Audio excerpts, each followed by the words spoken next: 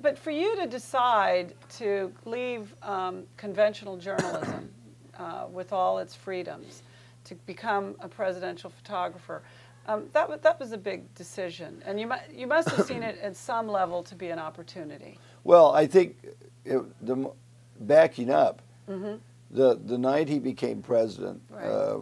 August 9th, 1974, he had invited a bunch of his friends over to their house, their very modest home in Alexandria. And I was one of the people invited. And during the course of the evening, he asked me to stay. He just wanted to have a chat. And I assumed it was about that. And we sat in the living room, and here I am. I'm like 27 years old from Roseburg, Oregon. You know, I've really only been taking pictures at that point, not even 10 years. I mean, I started early. I was a staff photographer for a paper in Portland when I was 18.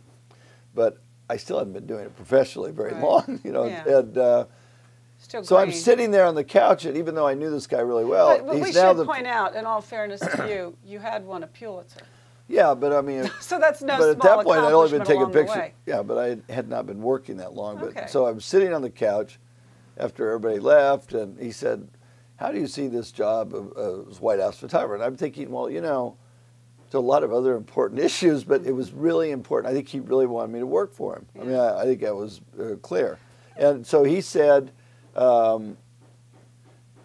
asked me how I would see the job. I said, well, there are only two things that are crucial. One is total access, and the other is I only work for you. I don't have any other bosses in the White House. Right. And he said, no use of Air Force One on the weekends. And so he had a good sense of humor. And basically, that's where it started. And and when I saw what happened to Ollie Atkins, who was Nixon's photographer, he had 3 levels of people. I mean, he could go in the Oval Office, take 4 or 5 frames, and then get out. I mean, he had reported to Ron Ziegler, the press secretary, and Haldeman. I said, if I'm going to do it, and this gets back to your question, I didn't compromise my photojournalistic integrity to take the job. You can see it in the book. Because you did it as a photojournalist. I wanted to do it as documenting the presidency, even though I was on the White House payroll, which was important because to get a clearance. What was it about Gerald Ford that on the night he became president, he thought about having a photographer? I think he thought about having me. It was and I never really occurred to me that much until we were just talking. Right. That's a very good question. He and I had always hit it off. I always made him laugh. I was, you know, kind of a bright light in a room of gloom every now and then because so much stuff was going on. Because it wasn't about vanity. It wasn't about It wasn't about vanity. LBJ was about vanity. His photographer, Yoichi Okamoto, told me that, you know, he only wanted to be photographed from a certain side. And he said that he basically was shooting and had incredible access. In fact, and a very dramatic, big personality.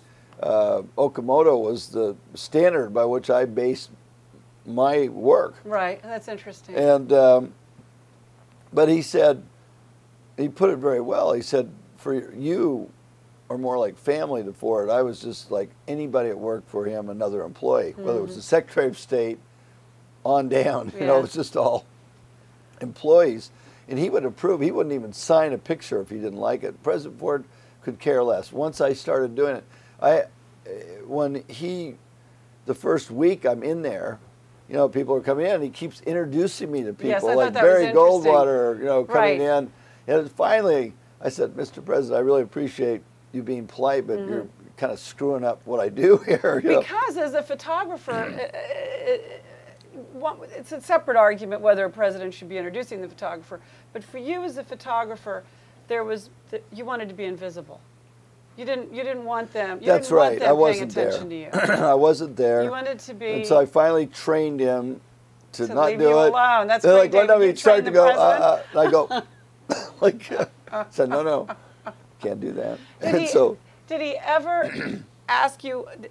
Not to say he was vain, but did he ever say, you know, just shoot this side or that side, or? That never crossed his mind. Never. No. You were just... I mean, the idea of that would have astonished me if he'd ever said that. I don't look too good. Did he ever say, "Come here and get this picture"? He might have if he hadn't, that would happen. Yeah. He'd say, "Hey, get a picture of me and Frank." And Leonid. I said, "Well, I've already done that."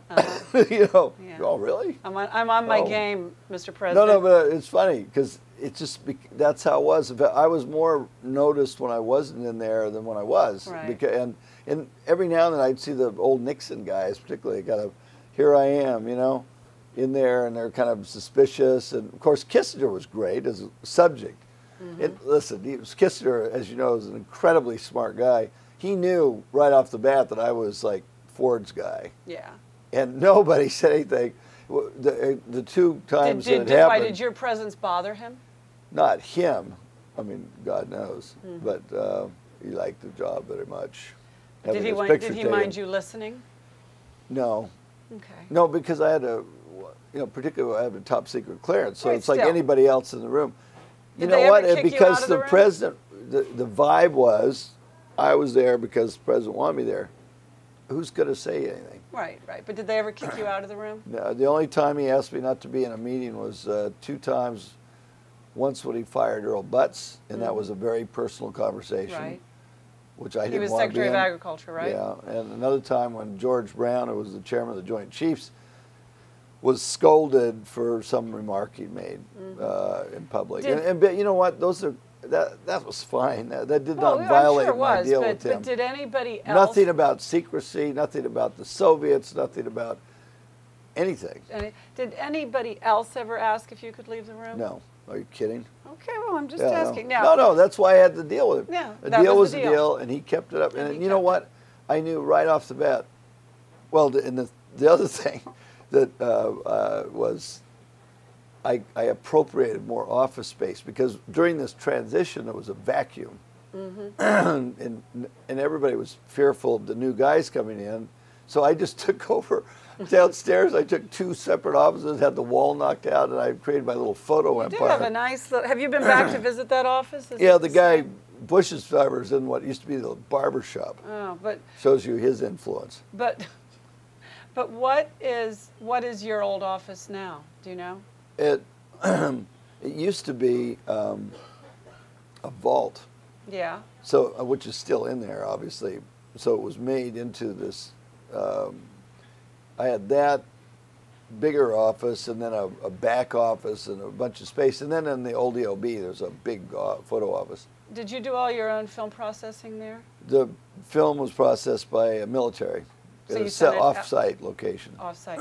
So speaking of rooms and all, and the access you had, Yeah. here you are in the President and First Lady's bedroom. They're not in bed in the photo, Right. which I think is worth I pointing never out. took a picture of him in bed. I mean, I had to draw the line. You had to draw the line somewhere. But this picture is notable because of the suitcase that's at the foot of the bed. That's and right. what's going on here? This is Lady Bird and Linda Lucy and Baines and Linda, and Susan Ford and Betty Ford. But what well, happened? Mrs. Johnson had come on a prearranged visit to the White House, and Mrs. Ford was showing her. Excuse me. Mrs. Ford was showing the Johnsons around. Right. May have been the first time she'd been back. I'm not sure about that. But Right. When I edited the book, and one of the beautiful things about a 30-year look back, Right. that everything is different. If I'd done this book 2 years after he was out of office, it would have been totally different. Cheney and Rumsfeld wouldn't have meant anything. Right, pictures that. But this picture, when I went back differently through, with time. because I went back to the Ford Library at Ann Arbor, and I literally went back through everything. And I saw that picture of the suitcase.